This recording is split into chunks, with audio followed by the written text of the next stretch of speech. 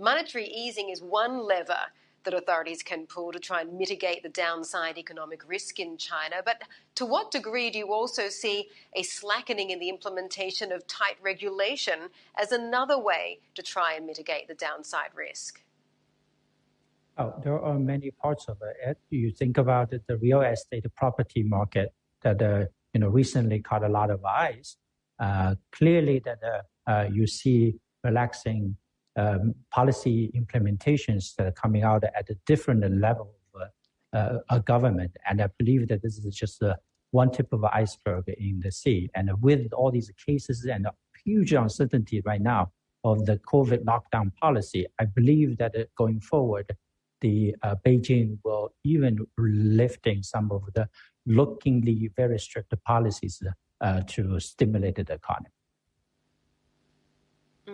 I think one area that we don't give enough attention to is the fact that despite the economic challenges in China, despite the market going through a bit of a rocky ride as well, I understand that one area you're focusing on that is really booming in China is the VC and startup market. Can you explain what is driving that at this point in time? That's a very interesting observation. So if there are two, I was extremely happy last year to see that a very, very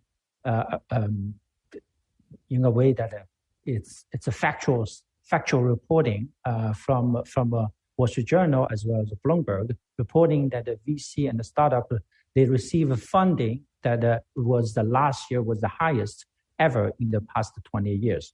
That's despite all these economic recessions, that all these bad news coming out.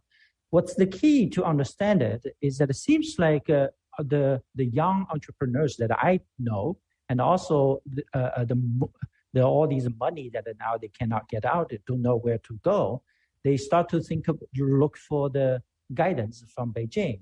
And Beijing is very clear on this direction, which says that, look, all these gaming stuff that was mentioning on the Tencent, as well as all these Meituan, all these like a consumption-based platform economy software, very, very soft technology is already get to a point where Beijing don't like to see further progress.